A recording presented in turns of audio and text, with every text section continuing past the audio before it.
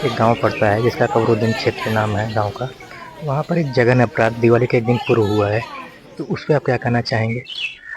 ये घटना बहुत ही जघन्य, बहुत ही निंदनीय है। कबरदीनपुर गांव मेरा भी गांव है जी, और जिस तरह से हत्या की गई है, इसकी जितनी भी निंदा की जाए वो कम होगी।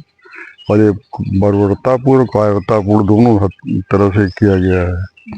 और इस घटना पे सारे क्षेत्र में लोग शोक व्याप्त है, जिले गांव में तो है ही है। जी, और इसमें जो जो लोग संलिप्त हैं, पुलिस उस पर कार्रवाई कर रही है। अब उसमें हम लोग मुख्यमंत्री जी से मांग कर रहे हैं कि उनको आर्थिक रूप से मदद मिले। वो खिलाड़ी था जी। और हो सके तो उसके घर कोई एम्प्लॉयमेंट वगैरह भी दिया जाए, नहीं तो उसकी आर्थिक स्थिति इतनी खराब है कि सब बच्चियां हैं और भविष्य उसका अंधकारमय हो जाएगा। अनुराग यादव जो 16 साल का मात्र था, उसने 16 साल की उम्र में ही स्टेट लेवल पे एक पदक जीता हाँ, और नेशनल लेवल पे उसने कुछ पदक जीता था। स्वर्ण पदक 16 साल के उम्र में उसने जीता। अब वो इसका मतलब वो आने वाले समय में भारत वो में बड़ा बड़ा एक बड़ा होना खिलाड़ी भी बन बड़ा उभर के निकल बड़ा रहा है। होनहार लड़का था। जब जी, कभी कम उम्र में उसने स्टेट और नेशनल में कहीं न कहीं पदक प्राप्त किया, जी। आगे चल के वो बड़ा खिलाड़ी होता और देश का नाम आगे बढ़ाता। एक तरह से ये उसकी हत्या करके एक देश के लिए देश का एक एक सम्मान गौरव भी खो सम्मान दिया। को भी कहीं न कहीं जी। ठेस पहुंचाने का काम किया गया।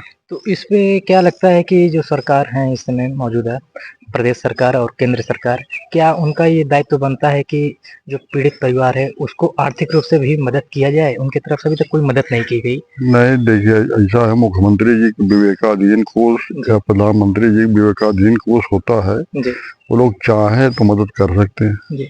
आप इस विधानसभा के विधायक हैं और पूर्व मंत्री भी रह चुके हैं।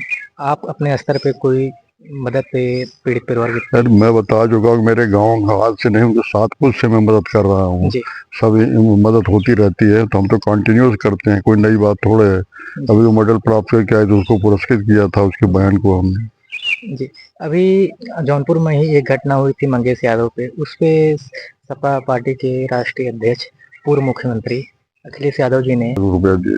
2 लाख रुपए।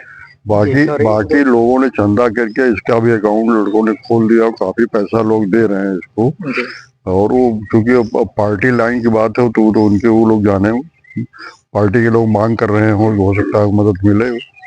जी।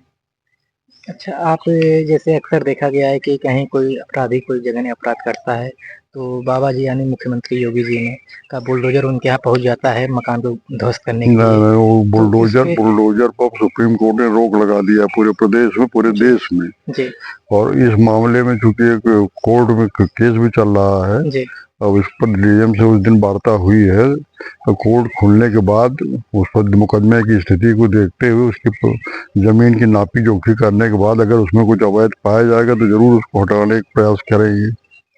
गाँव वालों का कहना है कि वो काफ़ी पूर्व से उसके मतलब उसका जो मानसिकता है, आपराधिक किस्म का था, वो पूर्व में ही वहाँ पे लगभग काफ़ी लोग पे ही एफआईआर किया, 18 लोगों पर एफआईआर किया है। और जिस जगह पे उसने मकान बनाया है और जिस ज़मीन को लेके विवाद हुआ है, वो ग्राम समाज का ज़मीन है, ऐसा वहाँ के प्रधान का भी कहना है। उसके बावजूद उसने इतनी बड़ी घटना को अंजाम दिया है। तो सर आपको क्या लगता है कि क्या उसमें उसमें प्रशासनिक शिथिलता और लापरवाही साफ साफ लापरवाही दिखाई सामने आ पड़ रही रही है। है? जी, अगर रेवेन्यू विभाग सजग रहता जी। और उसको अपनी कायदे से नापी जोखी हो गई होती, शायद ये घटना न घटती। तो आपको लगता है कि आने वाले समय में केंद्र सरकार या प्रदेश सरकार द्वारा पीड़ित परिवार को किसी तरीके का आर्थिक सहयोग किया जा सकता है? देखिए, हम अनुमान नहीं बता सकते। हम तो विधायक, हम मांग कर रहे हैं, पत्र मैं जी, मुख्यमंत्री को भेज चुका हूँ। जी, आपने पत्र भी भेज भेज दिया है। दिया है, पत्र जी, पत्र परसों ऑनलाइन भेज दिए हैं। जी। फिर एक स्पीच पोर्ट से भी भेज दिए हैं। अभी वहाँ से कोई रिप्लाई आया है? अब रिप्लाई आएगा तो बताएंगे, अच्छा, रिप्लाई अभी अभी तक कुछ कोई नहीं। रिप्लाई नहीं है, आपने भेज दिया है। हम्म। जी। तो दोस्तों आप देख रहे हैं हमारे बगल में जाफराबाद विधानसभा के लोकप्रिय विधायक श्री जगदीश नारायण राय जी थे।